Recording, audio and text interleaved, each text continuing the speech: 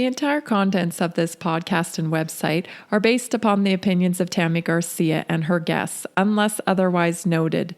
The information on this podcast is not intended to replace a one-on-one relationship with a qualified healthcare professional and is not intended as medical advice. It is intended as a sharing of knowledge and information from the research and experience of Tammy Garcia and her guests.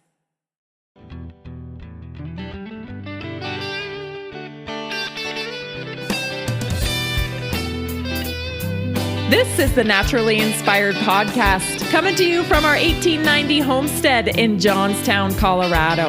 I'm Tammy, and I want to thank you for joining us. Let's get started and help people feel good so they can do what they love for longer.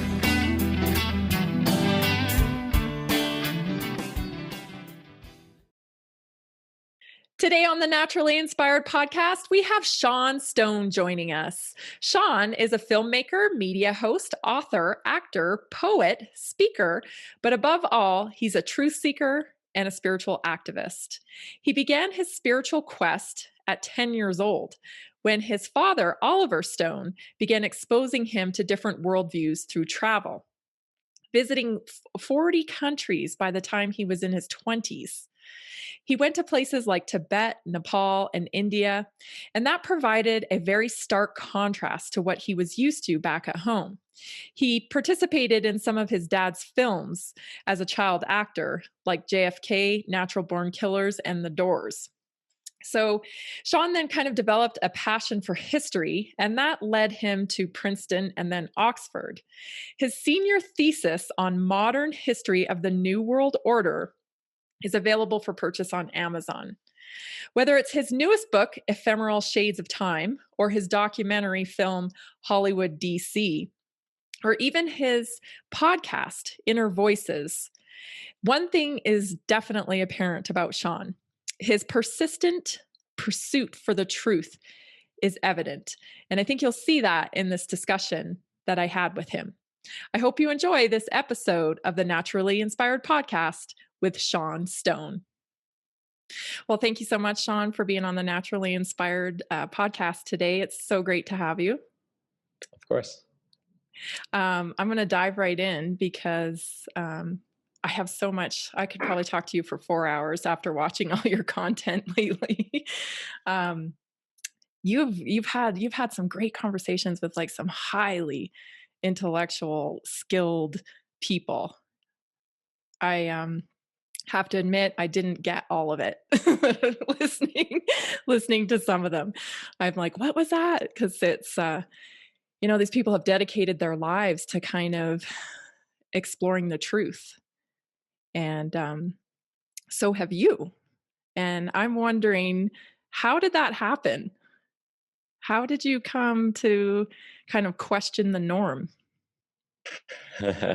I mean, I don't think, for me, it was not a leap because of my background, growing up in the film business with a father who was doing a lot of, my father's really interested in history, right? You could argue his movies are mostly socio-political. So basically you had a lot of stories like Salvador, which was about, basically about the U.S. involvement down there and in that civil war and how we were arming a dictatorship down there, right? That was in the 80s. Yep. His Platoon and Vietnam films, 3 of them were really about the dark side of the Vietnam War. Yeah. And war in general. Mm-hmm. Hit JFK was just groundbreaking in every capacity. Yeah. Yeah, we had an eye-opening experiences, in childhood, and then, with my father's love of history, helping inform me through my high school years. Yeah. I helped work with him on Untold History of the United States, which many people might have seen on Netflix or Showtime. It was a documentary series, 10-part, about the dark side of U.S. foreign policy, especially through the World War II and Cold War era.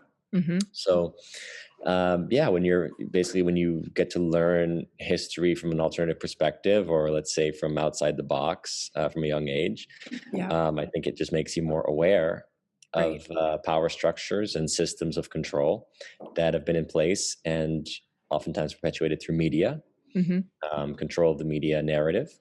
and storytelling in general as a narrative to control the human mind, mass hypnosis. Yeah. Yeah. Um, you traveled a little bit too, did you not, when you were quite young, I'm sure, with your dad? And what impact Sure. do you think that had on your view of the world? Well, when you're traveling, you get to experience things like, seeing different ways of life. In my case, I don't know, I've been to probably 40 countries at this point, but even by the time I was, uh, tw- you know, 18, I think I'd been to like 20 or 25 Holy. countries, including, from everywhere from East Africa to um, Asia, Vietnam, Cambodia, uh, Wow. Tibet, you name it, India, Right. Nepal, China. So all these different experiences, it's like it informs you culturally, Right. different ways of life, different customs, and then oftentimes it also helps to inform you so that when you're given a narrative, like the media narrative around, let's say the uh, Yugoslav war, Mhm. the Serbian bombings of the late '90s, and when you get to travel there and see it with your own eyes and meet people and hear a different story, um, it helps to inform you of the reality is not as it's shaped on the CNN, Right. primetime news, right? Right. And that was actually really a catalyst for me in terms of my desire to understand history better.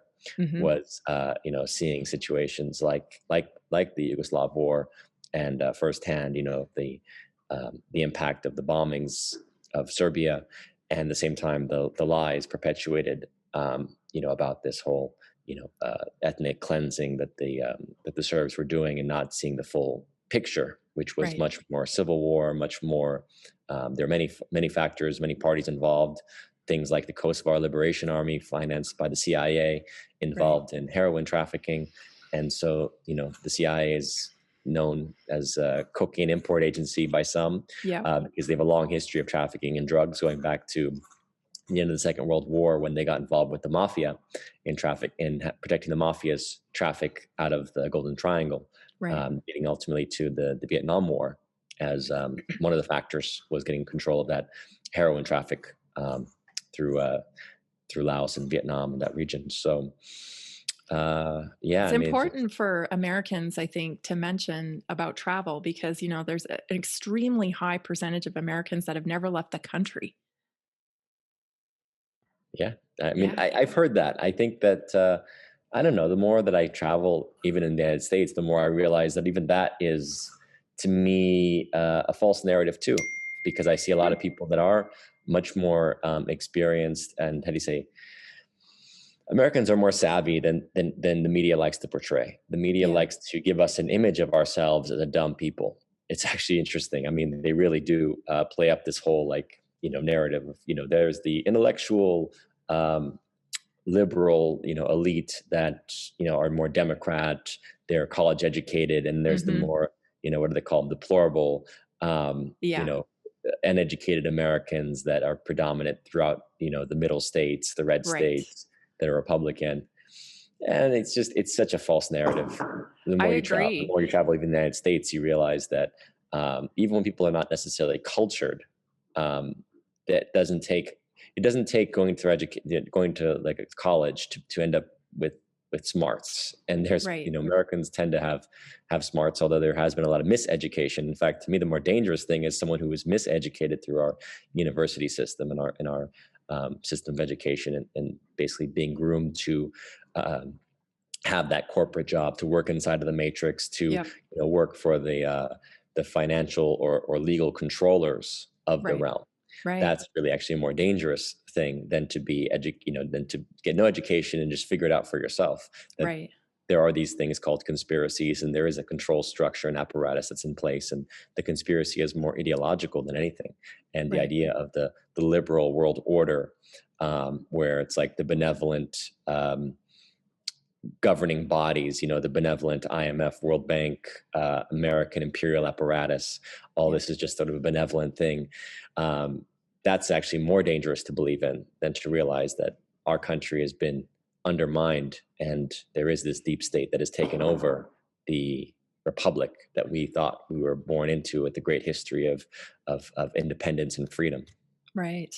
I totally agree with that, and that's a great point to bring up because I am actually Canadian. I grew up in Canada, and, I'll be honest, I grew up kind of with the narrative of, Americans are loud and, I'm being honest. I mean, I live here now in Colorado, of course, and I love America and Americans, but that is how we grew up. They had stinky cigarettes, and they were loud and obnoxious. Like, everybody wore a 10-gallon hat from Texas, and that was America. That was my perception of it, and that just isn't true. And so that's interesting that you bring it up because it kind of is the image that is portrayed. Hmm. And even just recently, Lauren Boebert, she just, became a part of government, and here they are attacking her. She comes from a small town in Colorado, and they're already attacking her because she has a GED. She's not one of the elite, right? Right. But her values, of course, are dead on, right? She knows what America's all about, and she's about the Constitution. And but that's their way of attacking her, is saying that she's not educated. Well, she's not indoctrinated. Is Sure. more accurate, in my Sure. Sure. opinion. So, Uh, well, there you go. I mean, honestly, it's like, I don't know, if she were, let's say, a woman of color. I don't know, if she were Black or Latino. mhm, I don't think there would be any attack based on that, yeah, right? They would actually exactly. be, praised because, oh, she didn't get the university degree, and so, but she's still, a public servant. So they That's would be right. actually praising her. That's right. That's right. So as we are kind of working to expand consciousness and expand this openness of what actually is going on, something kind of takes place. Like when you realized that, and maybe you did so early on that you grew up knowing that, but like for me, it was in my 20s when I started to realize that, oh crap, like this isn't what I thought it was. There was this realization that, oh, there's kind of motive behind school. And, it was every year I kind of learned new things, that there was this ulterior motive to things. And you talked about it in an interview. You said you did some work with Deepak Chopra, and you kind of had this reality crumbling down. You were explaining how people go through this process when they realize that their reality isn't what they thought it was. Is that Did you experience that? And what is that? Can you talk about that to give people some grounding as I mean, so much stuff is coming to light right now. And a lot of people are like, wow, I didn't realize this is the way the world was. Yeah, I mean, that's, I think, um, deconstructing your reality is an important process, especially when you start to take more of the spiritual path and approach to life, Hmm. because so many of our stories and our beliefs that we carry from childhood are actually inhibitors in terms of our experience of, let's say, the truth, which is really this moment. The truth is right now and in the moment. It's not living in past narratives. It's not living in the future, the potentials of the future. It's living right now. And so too often we are so caught up with our programming, right? The beliefs that give way to programming, that we actually don't get to experience this moment or be here and now, and actually recognizing the opportunity that's available to us, the beautiful paths uh, that are, opening before us, and the universe's gift present, right? The Right. present. So deconstructing reality is a journey in that regard of, first of all, understanding that everything in your experience is your experience and no one else's. It's your consciousness, it's your reality. No one else is going to share it. No one else is going to see the world through your eyes, with your mind, with your heart. This is yours. So from that awareness, we hope to strive to become more aware, more conscious, Right. um, more present, and thus begins, I think, the adventure of discovery that is, this universe that's just so infinite, and at the same, so infinite that you can never quite grasp it. Right? That's the beauty. Right. Like, people try to tell you what God is, or how God thinks, or what the universe is. They're all putting limitations and Right. fix, and you could call it fixations on things, as opposed to, um, we can have an opinion, we can have our perspective, but we can also be open to the fact that the truth is subtle and changeable and malleable, right? And it's not just fixed for all time. Right. There's certain principles that exist, but at the same time, um, if you're not in the moment, you can't really understand the truth because you're caught up with the past perspective as opposed to seeing it from where you are at For this what it is. now. Yeah. Yeah. Do you think that comes from this obsessive fear of death? That I mean, I've seen this through the whole pandemic experience, right? It's almost like a willingness to live in cognitive dissonance because of this all-consuming fear of death. Well, we faced it all our lives. For me, I know I felt very confronted by death at an early age and cognizant of it. Um, so I really did my meditations on death. Became comfortable with it in a, you could say, in a philosophical sense. Romanticized it a bit. I wrote a poetry book that's out now called "The Ephemeral Shades of Time," and a lot of those feelings towards death and eternity and the ephemeral, meaning like transient nature Right. of this reality, are in that book of poems. So yes, confronting death is an inevitable thing. You have to do it. And as a society, I noticed it very strongly in the 2000s because 9/11 was that wake up call to say, yeah, death is real. I mean, there wasn't a huge number of people that died, but it was such an impactful event, such a symbolic event that carried traumatic impact for the whole psyche of the Yeah. planet, especially America. Yeah. And so it was like, this is your wake up call. Yes, death is real. You don't have Mhm. to run from it. You don't have to be living in terror. So they perpetuated this whole propaganda around the war on terror, but actually they were perpetuating terror by saying the war on terror because you can't Mhm. fight war on terror. War is terror. So you're Yeah. basically saying that we're going to perpetuate terror in the process of fighting terror, which is just extrapolating more terror. Right. So essentially, they were running this psyop on people to put them in this state of terror and not just confronting. Yeah, death is real. It's a real thing, and every Right. day everyone goes through it. At some levels.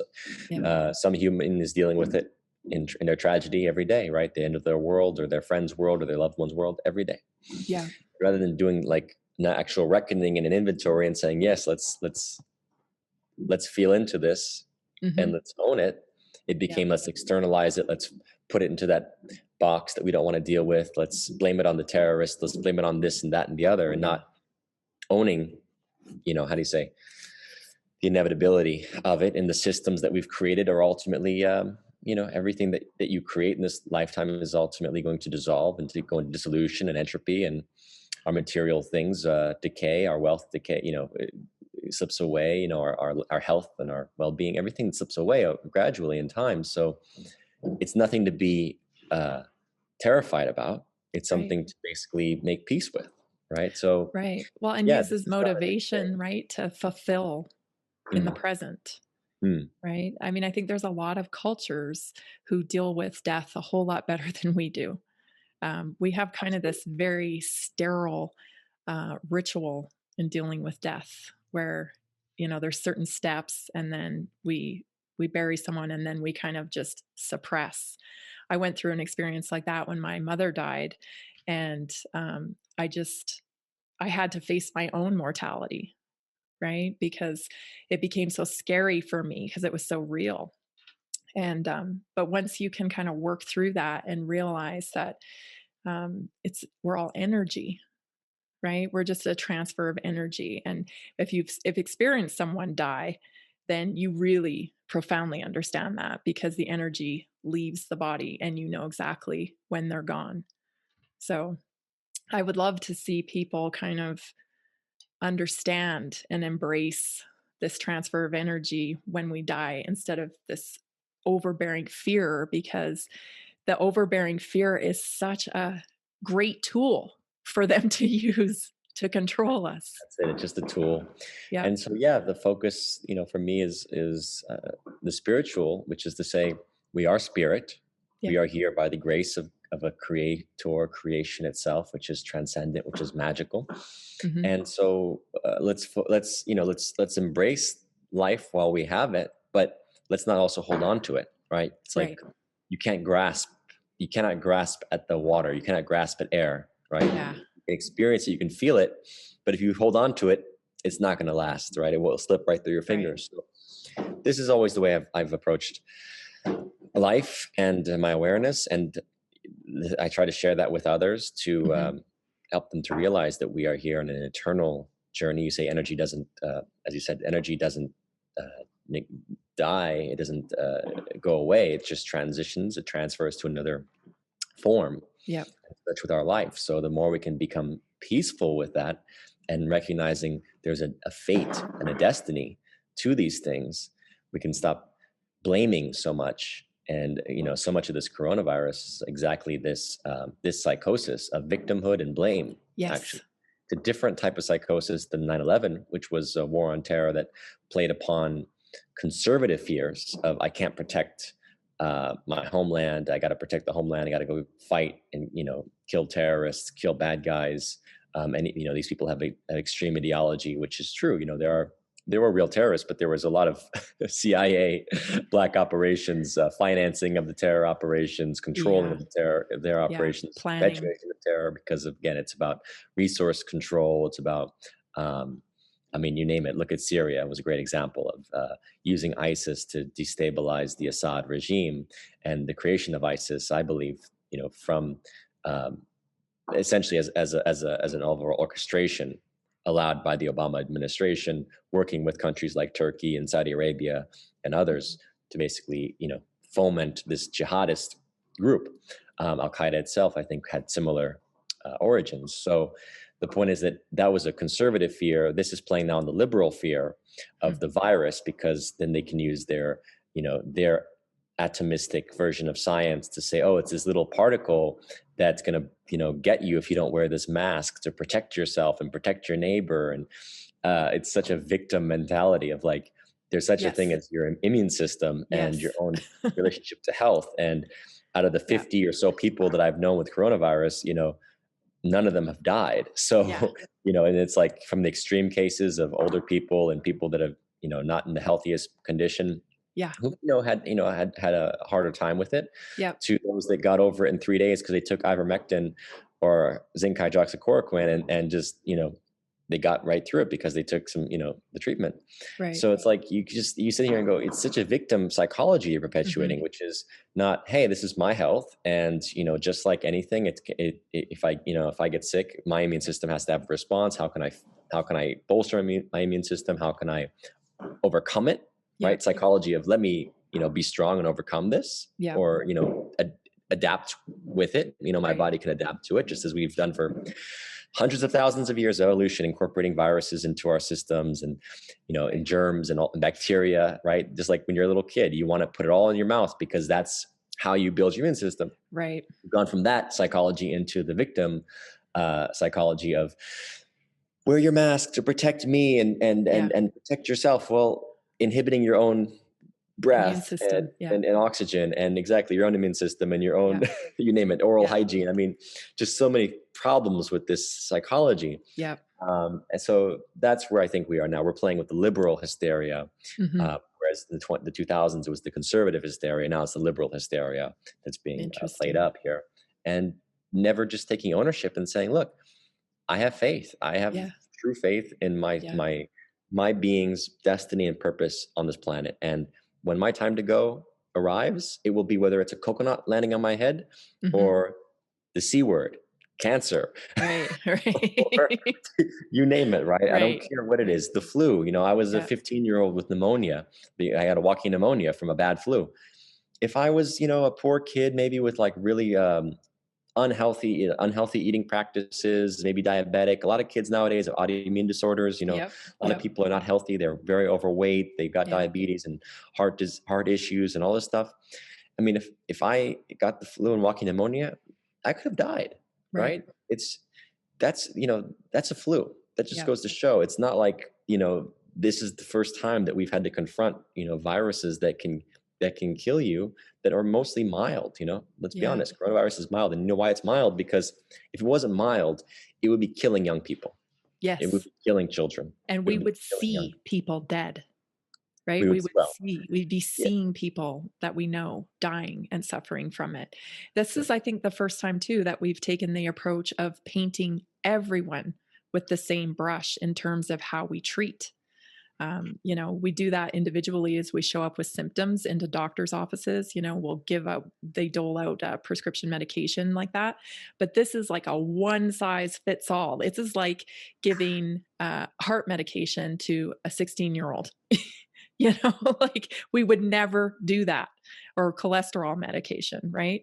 But in this case, it's totally fine, right? Everyone needs to wear a mask. Everyone needs to isolate. This is It's one prescription for and the entire population. well, and let's be honest, no mainstream media or the CDC or any of these, Fauci, anybody will say what Fauci did back in the 2000s, which was hydroxychloroquine is really effective for Oh yeah, his SARS, paper. Mm-hmm. right? Yeah, I Yep. mean, very effective for SARS. Well, coronavirus is a SARS. It's a kind of SARS. So Yep. the fact that they won't even acknowledge it when thousands of doctors are saying it's effective, when people are literally saying, I took hydroxychloroquine and zinc, Yeah. it was effective, and same with ivermectin, um, and you don't want people to hear that. Yeah. That is a conspiracy to kill people. Like, Yes. why? You're saying the treatment could be dangerous, but if Yeah. this virus is so dangerous, wouldn't you want to at least try the treatment? Why would Yeah. you not want them to use that treatment? Because if the virus is so deadly and so dangerous, Yeah. then you'd want to use whatever you have available, wouldn't you? Yeah. So it just Well, doesn't and a make step further, I talked with Senator Scott Jensen, and he was telling me how they actually undermined physicians' ability to access HCQ. Right? They went in through the pharmaceutical door. They sent out letters to pharmacists to inhibit the distribution of HCQ.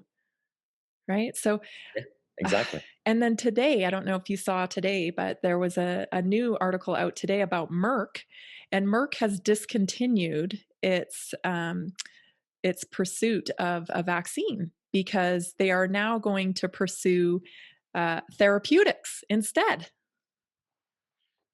So what does that mean then? You're saying that they're going to pursue the therapeutics?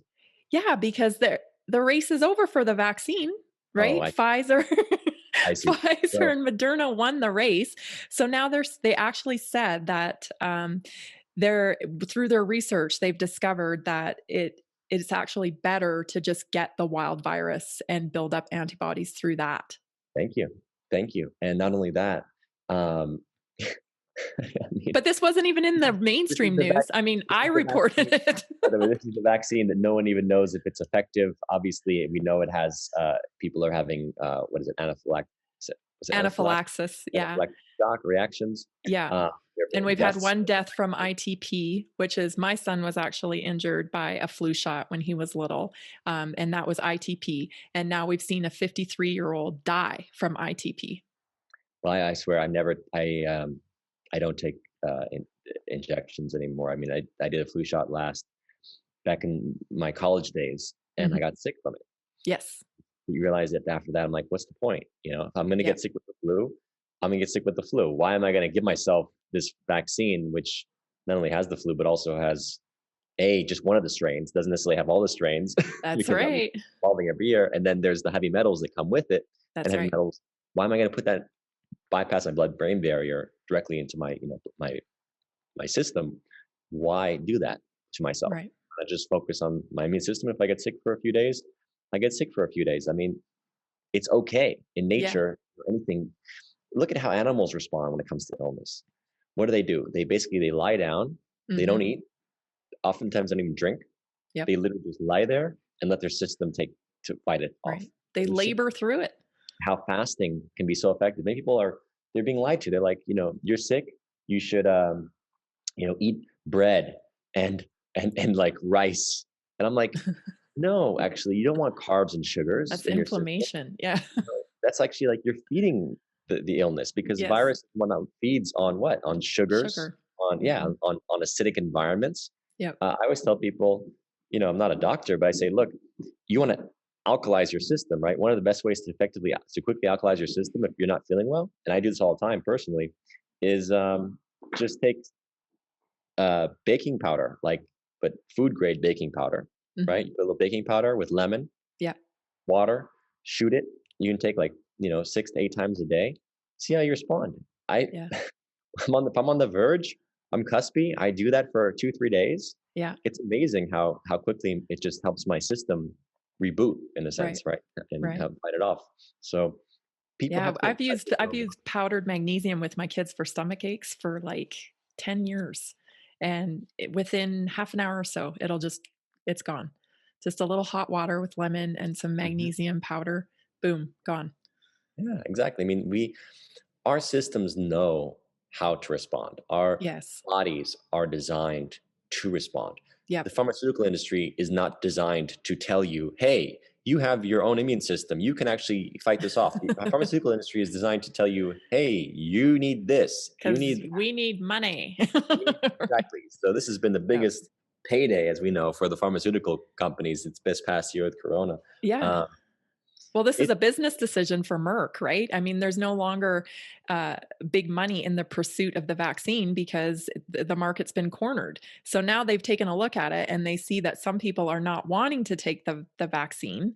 And so they're shifting gears and they're now going to offer something that people do want on the other end of the market, right? Like this is so obvious. It's laughable. it's all obvious. Yeah. If you just think about it, yeah, it is really for sure. I talked with you had oh my goodness. Is that a puppy? Okay, I'm gonna have to hold her on my lap because she's getting into trouble. Oh. Now everyone has to watch the video because there's a cute little puppy on there. What's her name? this is the machine gun. No, her name is Cora, the Star Holy, Wolf. look at her eyes. Yeah, she's Wow. beautiful blue eyes. She is beautiful. Great timing for a puppy. A Right. good distraction from Yeah. everything that's going on. Yeah. So I just watched A Thousand Pieces not too long ago because I was chatting with Kathy O'Brien last week. Mhm. Um, what an amazing woman she is. Yes. She was just glowing with energy and light, and I know I'm just in awe of her considering what she's been through. It's pretty amazing.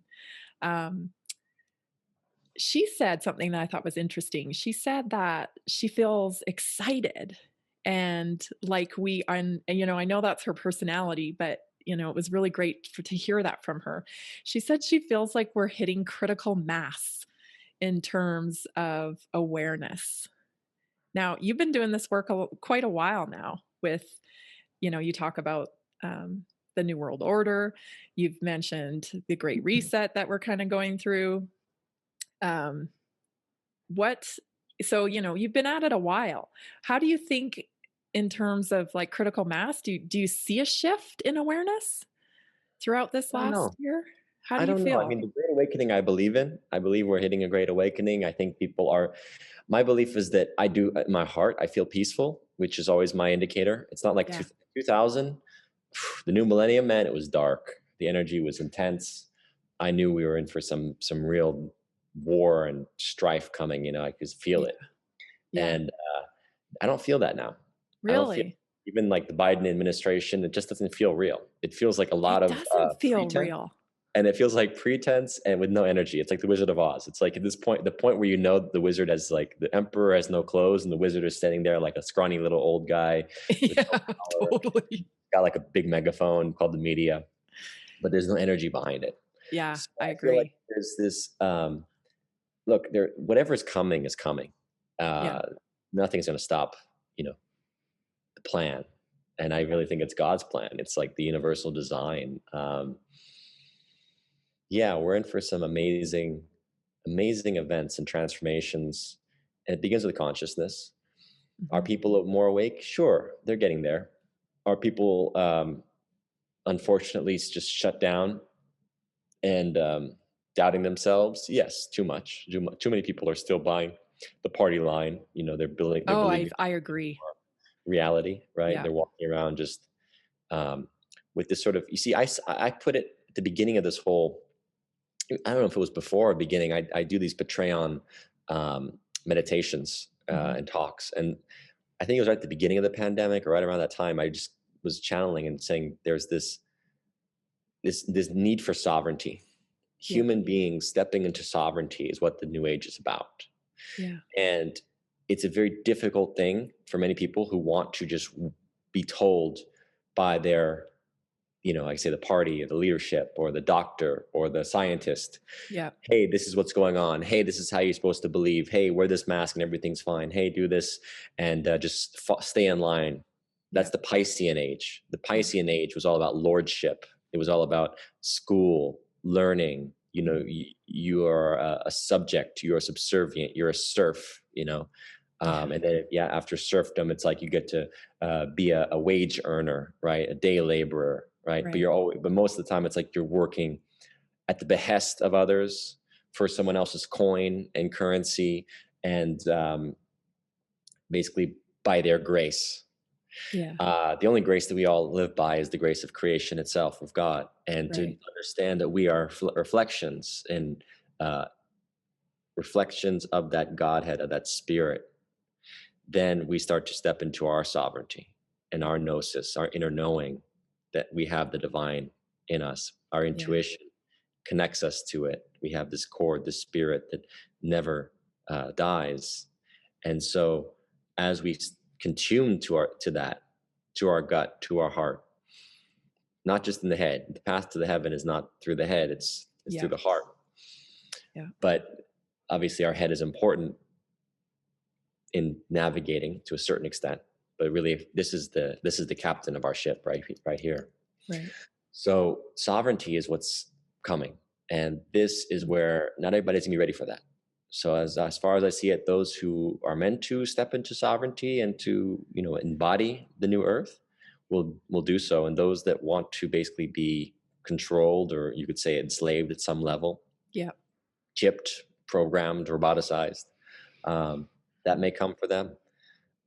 It's going to be interesting transitions. Very difficult to tell how the world is going to look. But imagine how the world would look in 10 years, let alone 100 years. Right. These 100 years ago, um, there were barely airplanes, very Right. basic airplanes. There was you had like a radio but no television. Right.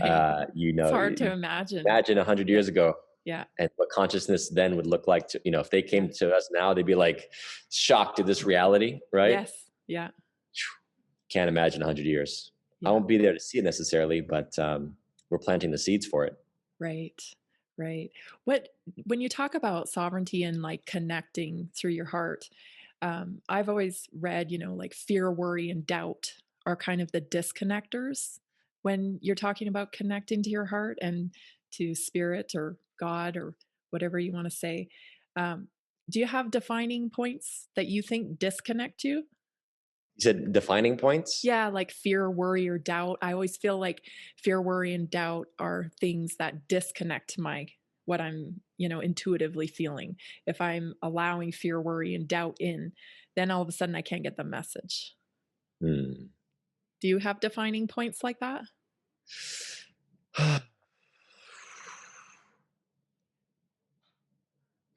I don't know. Honestly, I don't feel. I don't want to speak too much, to doubt and worry, but I just don't feel it that much anymore. It's Hmm. almost like at some levels, I guess you could say like I have some levels of like my nerves are, but it's not so much like nerves. It's almost like I get into my headspace, Hmm. and then, um, if anything, I'll start to follow. Uh, how do you say? I'll start to look for answers outside of myself. Yeah. And I think that's really the only time when I could say I'm a little not rudderless, but like if I'm looking too much outside of myself for the answers, right, or Hmm. the guidance, then I can get a little bit astray. And the key for me is to come back and check in with myself because I already have the knowing and I already Yeah. have the answers inside of me. And I Yeah. say the same to others. I always say, you have the answers in you. Yeah. This is why we even seek out things in our life. It's like the Rumi quote, you are what you are seeking. Um, you already have it within you. And that's why you seek it, because you're actually deepening your own relationship to your unconscious mind. Right. Your own, as Plato said, we're not learning as much as we're remembering, right? So the knowledge is already there. Right. We just want to refine it through the practice of, okay, I'm seeking something out. Maybe I'm inquiring, but ultimately it needs to come back to me. And how does this relate to me? And how does it connect to my knowing, my understanding? Right. This is the way we should live our lives. Hopefully it's like, again, not for others. We can give unto others, but first and foremost, we need to give unto ourselves. We need to foster ourselves, our own light, our own awareness, our own um, strength and grace and love, that we can then better offer to others what we already have within us. Right. Well, with this kind of psychological operation, because that's what I call what's going on right now, right? It's the greatest psychological operation ever played out, I think, on the American people. Well, citizens of the globe, really. But there's a lot of anger on both sides, and I'd be lying if I didn't say that I'm mad. Like I'm really mad sometimes because I have kids and I really want grandchildren one day. My kids are young, but one day I really want grandchildren and stuff. And I've attached myself to those things. And you were just talking about how we shouldn't really do that. But I did and I do.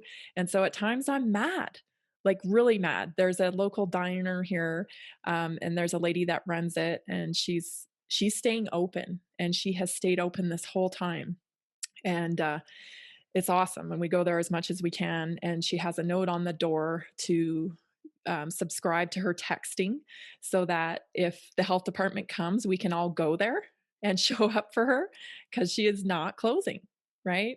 And I love that spirit. And I'm there for her. I want to be there for her. Um, but I'm wondering why more people aren't mad. Like this is almost a year. Um, it's interesting. It's like, it's almost, really when the election was happening, and a lot of this anger was building up, and just outrage at the blatant fraud that was taking place, and the blatant disregard for the witnesses that were coming forward and giving Yes. affidavits and giving testimony, and it's like the courage that was shown, and then just the utter disregard by the media. Yeah. But people that follow the mainstream media are hypnotized to a different reality. Yeah. That's what we have to come to realize, is that They're if your brainwashed. reality is CNN's reality, then you're like, I call it inversions. I call it like 180 degrees off, because you're basically watching the puppet show, and you have no conception of who the puppeteers are, and the Right. fact that this is a shadow play. It's like Plato's cave. It's just, these are shadows on a wall, and you're basically buying into that reality, as opposed to actually stepping back and reflecting for yourself if this something makes sense or feels off. Right. But people that have been programmed for so long, it's difficult to deprogram. It's difficult to like step into your own power, first and foremost. I mean, you think about it, it's like, it's so much easier to just trust someone else to take care of it for you, Yeah. right? You think about Yeah. it, it's very difficult to step into your own power. It's very difficult to take on your own responsibility. I mean, power to this lady to basically do it. But Yeah. many people said, look, I'd rather just shut down and wait for the government check, Yeah. and wait for the Great Reset to come and take care of me, right? Um, and so it's this interesting struggle that we have in Mhm. consciousness right now, Yeah. where we have to trust that consciousness and oneness of consciousness is guiding us exactly where we need to be, Yeah. to ultimately see for ourselves. And that's why part of the New World Order agenda has to be rolled out, if not fully rolled out, for people to experience what it is, that pain, that The pain of total enslavement, like, that's control, more obvious, even though right? many people are already enslaved. Slavery is such a powerful thing, because historically, most slaves don't revolt, Mhm. right? Yeah. And it's not to say that they necessarily are like lesser people because they didn't revolt, No. but it's you don't have, this is where most the powers that be, the controllers, understand that it's very difficult when you don't feel that you have power on your side, Yeah. just to fight back or to stand up, right? Right. Most people, we feel disempowered, Right. even when it comes to our critiques of the system. We don't necessarily know what to do about it, because what is the alternative? Right. Part of me believes that, or I should say, my belief is that the alternative is going to reveal itself step by step, because everything in its time. First, you have Yeah. to be outraged Yeah. and angry. And then from that anger, you have the energy, the passion Yeah. to drive forward in a new path. And I Right. think that new path is step by step going to reveal itself and make itself available for those Mhm. of us that want to leave that old system, that basically Right. say this system is so corrupted and so degenerate Yep. and so vile that we no longer want to partake in it. Yeah. I want to mention too about anger because I'm really passionate about this topic. And I talk about it on my podcast quite a bit that, there's been a conditioning around anger that has been made a big impact, especially on masculinity. And that anger is not like, it's not, you shouldn't have anger anymore. Anger shouldn't exist. And if you're angry, then you're actually, there's something wrong with you. Right. And if you're not experiencing anger at all in your life, then you might be dead, right? Yeah, I would say as much. I would say that this is my big thing when it comes to like the spiritual arts and people that are talking about spirituality, Mhm. as though they want to divorce spirit from physicality. This Mm. is actually like a Manichaean, uh, you could say the Manichaean heresy. Some of these belief systems that were considered heretical, but they were problematic because they divorced this physical world from the spiritual world. And even the Gnostics, arguably had that problem where they were like, oh, the physical world is hell. So we focus on the spiritual world. We're only interested in the spiritual. We're going to meditate out of it. We're going to just meditate and acknowledge that this world is hell, and we don't want to engage with it, Right. right? Or it's ruled by the devil, as they say. Well, the devil may be the prince of this realm, Mhm. physical, but he's still an agent of God, the way I put it. The way I see it is everything that's provoking dissonance, pain, suffering is actually meant to get us closer to God. It's actually meant Right. to bring us to a new awareness of Right. what it is. Like you can't know darkness if you don't know what light is, and vice versa. You can't know light Yeah. if you don't know darkness. But it brings us more humanity, Yeah. right? Those of us that experience pain, everyone experiences pain, but those of us that can experience pain and still have empathy and still have understanding and Mhm. actually maybe have a bigger heart, you see, that's Yeah. more human. Yeah. And so this realm is not separate from the spiritual realm. This is the greatest opportunity to practice spirituality in the physical Right. form and how we show up and how we embody. And you know Right. what? Yeah, we can be angry. Is rage unhealthy? Probably. Yeah. But how can you work with your anger to a way that you can have sacred rage, have sacred anger that Right. works through you, but you don't hold on to it. That's the way I guess part of me how I phrase it is like, if you're so angry and then you're holding on to anger, Yeah. then you're suffering. Right. But if And you're you're headed angry in towards the moment, disease. it couldn't cause disease. But if you're angry in a moment and you can express that anger and still be able to hear the other person and be able to like engage with that person and Yeah. let the anger, come to its conclusion, Yeah. right? Yeah. Such that you can speak your piece, and then you can come speak your piece, meaning come to your peace at the end of it, Yeah. right?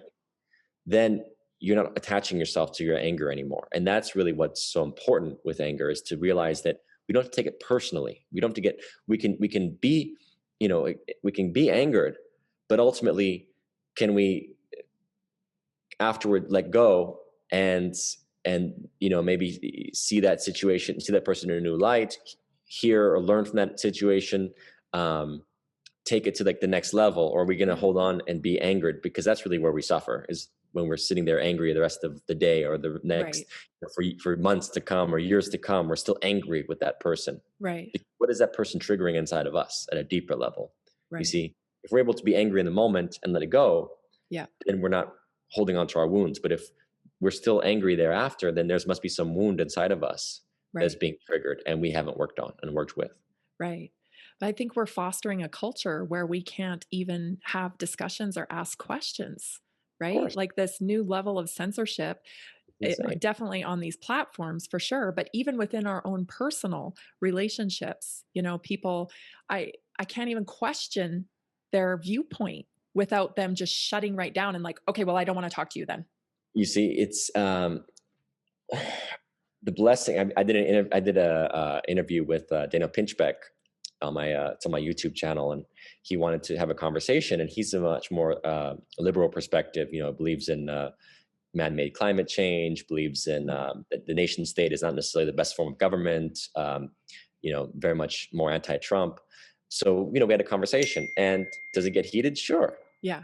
but the point is, at the end of it, it's like, this is what's beautiful about America. You Yeah. know, we should be able to have these exchanges and Yeah. disagree.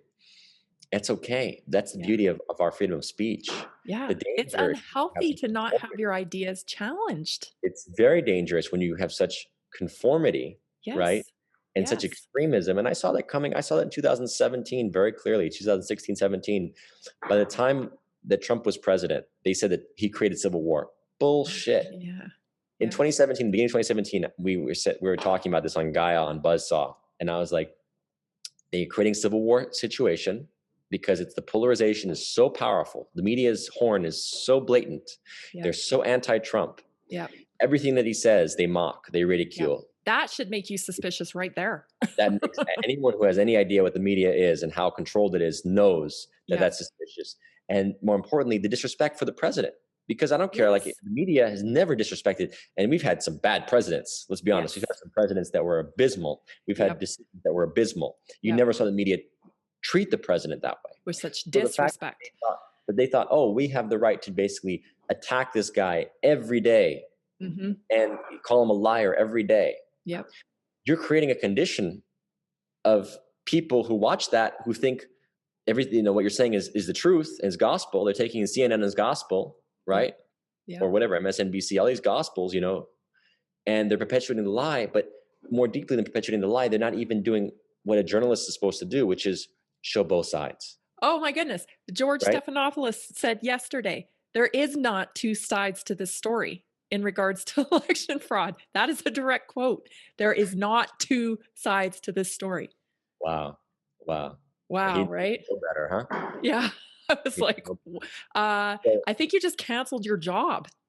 Thank you. So the point is that these people don't want to be able to say, hey, you know what Trump said here, I agree with, or this is a good point, or hey, there's 80 million Americans that resonate with this. Why? Yeah. Why are we now obliterating that 80 million, half of America, not half, but like essentially you're talking in terms of voter demographics, that's about half. Half of America, I don't care. I'm just obliterating. They don't exist. Yep. They're irrelevant. They're Yeah. white supremacists. If you're pro-Trump, you're a white supremacist. Yeah. You're a fanatic. You're an extremist. Right. Excuse me? You're waging war. You are perpetuating a civil war psychology. Yes. Literally. It's And like saying, why? you guys are Confederates. Yeah. What? Right. Right. Just because someone is pro-industry, and pro-keeping jobs in America now, Yeah. you're an extremist. Yeah. This is the danger of what they are creating. This is the oligarchy. This is the people that own media. This is the Yep. Council on Foreign Relations view of the world, which wants Yes. one government. And I document that in my New World Order book for anyone who wants to understand it. Yep. They don't want an idea of a nation state, America as a nation state, Right. responsive to the people of America, the president being responsive to the people of America, a popular president holding rallies with tens of thousands, not hundreds of thousands of people showing up. My God, that's all such a that danger to energy. them. That's fascism to them. How can that be fascism? Yeah. To see that is fascism. Think about how far we've come. Yeah. Well, in they our change the time. definitions of things in order to. Of So course. fascism isn't what we think fascism is. It's their Fascism is- definition. Fascism goes back to the ancient Romans and how basically Mussolini adapted it from that idea of the militarization of the state. Fine. Trump didn't militarize America. No, it's Excuse quite the me? opposite. Has anyone heard about what we, how we've militarized since World War II and Yeah. thereafter? I mean, the way that they've portrayed this is such an inversion. That's why I said earlier, the media is inverting reality. Yeah. And people that don't get it are not really investigating. They're not really looking at who runs the media and how the narrative is controlled and designed. And I'll give you one example just to the Trump years. The media propagated for 3.5 years that Russia had tampered in the election to bring Trump to power. The only evidence of it that they ever presented, by the way, was things like RT, the news program. Right. That was like their main evidence was RT, or like a Russian hacker leaking the emails from the DNC, which, again, people like Bill Binney and others discredited that theory. And the death of Seth Rich certainly makes it a very strange theory that Seth Rich was much more likely the person involved in releasing that DNC. But even if you're alleging that Russian hackers leaked those emails, all that it showed was DNC corruption to make sure that Hillary was the candidate instead of Bernie. So basically, the Russians leaked truthful emails, and this is the great assault on our democracy. Yeah. Think about that for a second. So for 3.5 years, they peddled that the Russians colluded to put Trump into power, and they couldn't prove it in any of the investigations. This guy got thoroughly investigated. They couldn't prove any of that. So after that, they just walk away and then saying, okay, well, it's okay because now Trump is responsible for coronavirus, and then when the real election rig comes in 2020, we won't talk about it. There's an inversion of reality going on here, people. Yeah. It's time to wake up. Yeah. How do we reach them, do you think? How do we reach people who are, I know talking with Kathy or whatever, one of the things she said is you can't really tell anyone that they're brainwashed. That's like the worst thing you can do is tell someone they're brainwashed. Yes. To get them out of it. So what can we do to, try to expose people? You can. I mean, you can do what you can do. I mean, you speak. Yeah. How do you touch people? You touch them. Yeah. How do you help them learn? You speak your truth. You cannot force someone to wake up, because you try to force someone to wake up, you're a devil, right? Yeah. No one wants to sleep. You try to wake them up, they hate you, right? Yep. You can't force anyone. When they're ready, they'll hear you. Yeah, that's a good point. As a filmmaker and a creator, and your dad's a big creator too, what kind of pushback did you guys come against, or have you come against with your content? Because you've got tons of content out there and it seems to just get out there. So I want to know, all my little stuff is getting shut down. No, I mean, the main thing that, the main block that you find as a filmmaker, a storyteller, is just having trouble with getting something financed. But yeah, that's just part and part. That's just part of the business, right? The film business is never easy to get a movie made. Right. Well, you're is it Washington D.C. or sorry, Hollywood D.C.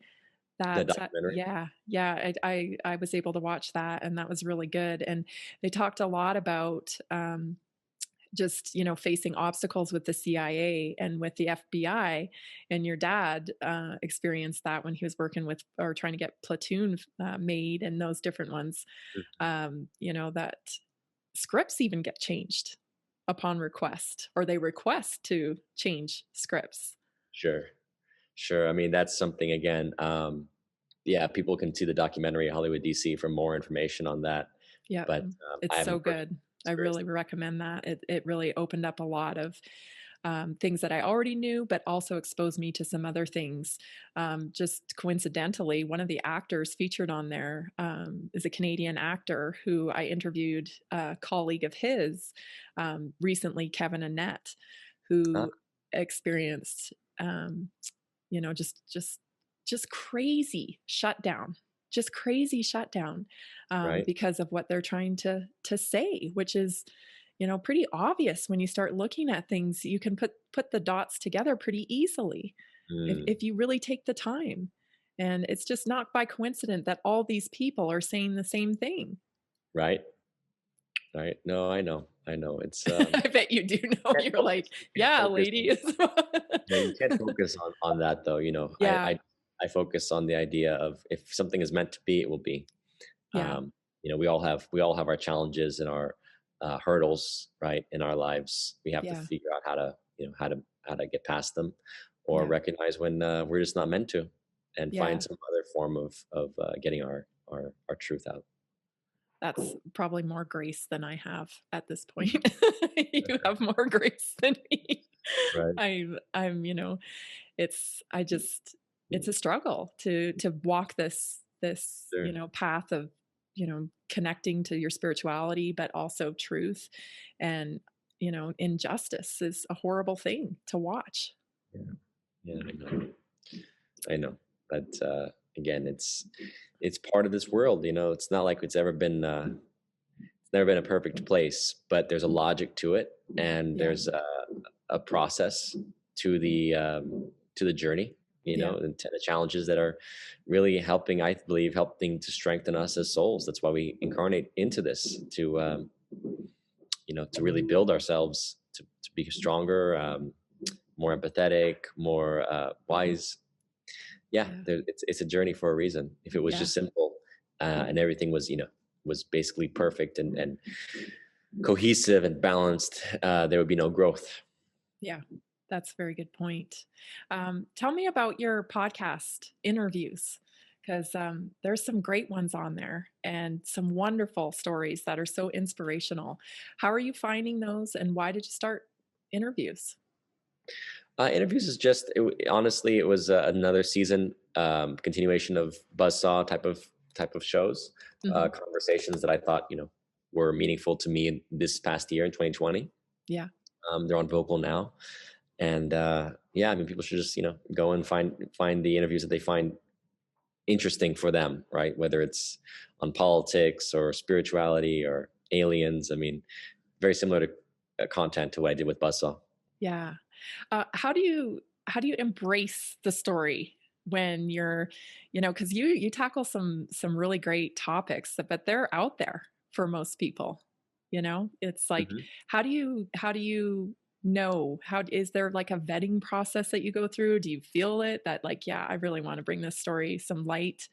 Um, what makes you decide? Because anyone can say anything at this point, and how do we vet that and want to know that we're bringing light to the right stuff? Sure, sure. Um, I mean, look, again, it's intuition. Yeah. There's no perfect way of knowing whose story is real. I Mhm. just interview people that I find interesting, that I want to talk to. Yeah. Well, there's some really good ones on there. What other projects do you have coming up? Yeah, right now people should check out the Ephemeral Shades of Time, my poetry book, and I have a spoken word album that's called Alien Spirit. That's available the 29th of January on uh, Spotify, iTunes, all those music platforms, basically. Yeah. And what's your website where people can connect with you? SeanStone.info. Awesome. And are most of your documentaries available through YouTube, or is it on Gaia? Where's the best place to view some of those things? Um, no, I think my website, SeanStone.info, has pretty much all my work there. So people Okay. can find the links. Okay. Awesome.